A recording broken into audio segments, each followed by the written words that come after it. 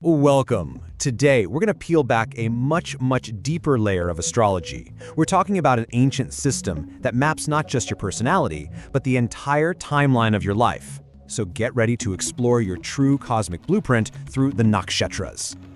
You know, if you've ever felt that just knowing your sun sign, being a Leo or a Pisces, just doesn't quite capture the whole you, well, you are definitely onto something.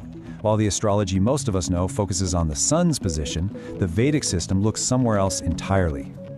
Okay, so let's break this down. The zodiac you probably grew up with has 12 signs, and it's all about where the sun was. But Vedic astrology, it uses a lunar zodiac with 27 signs, and these are called Nakshatras. Now this isn't just a different number, it's a whole different game. Instead of just broad personality traits, the Nakshatras give you this incredibly detailed map of your mind and the very specific karmic path you're on. Honestly, it's considered a far more practical and nuanced system. So if it's not about the month you were born in, what's the real key? Well, it all comes down to one single thing: your birth star. This is the specific nakshatra the moon was sitting in at the precise moment you were born. And that one point in the sky, it becomes the anchor for your entire life's journey. And this brings us to this really unique predictive tool in Vedic astrology called the Vimshottari Dasha system. Now think of it like a pre-written cosmic schedule of planetary influences that unfolds over your life. And the most important part, the planet that rules your birth nakshatra is what kicks off this entire sequence just for you. Now, here's what's so wild about this. The order and the length of these planetary periods are the same for everybody. Venus always gets a 20-year run, Saturn always gets 19 years, and so on. The difference, the thing that makes your life unique, is where you jump into the cycle. So someone might be born right at the beginning of an 18-year Rahu period, while someone else starts their life with just 2 years left of a 7-year Mars period. Your start is totally unique, but the path itself follows this fixed cosmic order. So that's how your personal timeline gets set. But the system itself, wow, it has this absolutely elegant structure. You see, the 27 nakshatras aren't just some random list. They are organized into these profound cycles that actually mirror life itself. So first off, each of those 27 nakshatras is broken down even further into 4 smaller sections called padas. And each pada corresponds to one of the 4 big goals of human life. There's dharma, which is all about fulfilling your purpose or duty. There's artha, the pursuit of wealth and security. Then kama, the fulfillment of your desires. And finally, moksha, which is all about spiritual liberation. So the specific pada your moon was in at birth gives a huge clue about a key theme for your life. Now let's zoom out and see how this all fits together on a grander scale. The 27 nakshatras are grouped into 3 cycles of 9. The very first cycle, starting with Ashwini, is all about creation. You can think of it as the cosmic springtime. This is where energy is just taking shape, where new ideas are forming, and where our sense of self begins to grow. Then comes the second cycle, which is all about maintenance. This is like the summer of the cosmic year. The focus here is on preserving what you've created, taking on responsibility, maybe building a career or a family, and just navigating the core challenges of being an adult. This is where we really solidify our place in the world. And you guessed it, the final cycle is about dissolution, or maybe better put, transformation. This is the cosmic autumn. The focus shifts from building things up to letting things go. It represents the wisdom we gain from a life that's been fully lived, completing our duties and preparing the soul for its next great journey by returning to the source.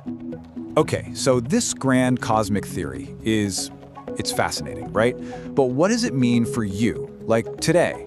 This is where the whole system becomes this incredibly practical tool for everyday decision-making, a practice that's known as electional astrology. And check this out for practicality. The Terabala, or star strength system, is a super simple way to check if a given day is going to be favorable for you. All you do is count from your own nakshatra to whatever nakshatra the moon is in today. That number tells you the quality of the day. So as you can see here, the second star, Sampat, is awesome for wealth. The sixth, Sadik, is great for success, but you would definitely want to avoid starting anything major on the third, fifth, and seventh stars. Those represent obstacles, delays, and even loss. And its use goes way beyond just timing your day. The entire system of marriage compatibility in India, the famous Ashtakut method, is based on comparing the couple's birth nakshatras. It's also traditionally used for naming a child. And get this, in South India, it's not uncommon for people to keep their birth star a secret.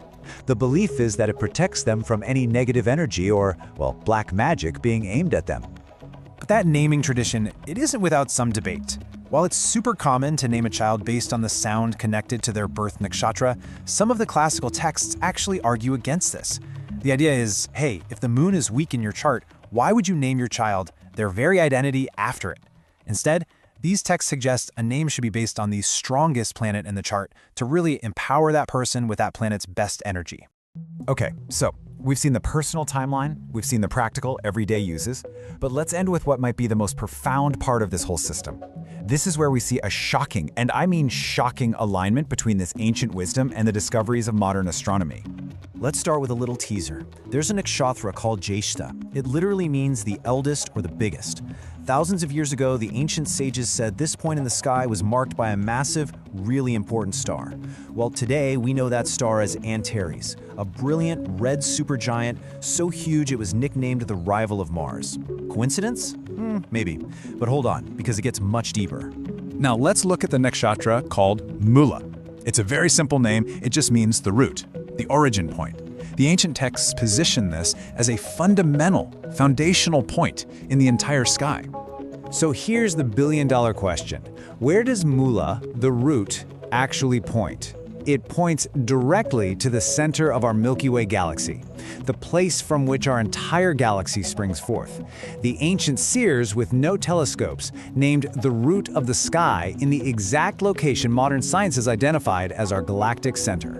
And here it is, the final, absolutely stunning connection. The ancient descriptions of the deity that rules Mula, they speak of a destructive, all-consuming force, a power that pulls everything in, from which nothing can escape. They were describing the part of the sky that absorbs everything. In our modern language, we have a name for that. We call it a supermassive black hole. So, it leaves us with a pretty powerful question, doesn't it?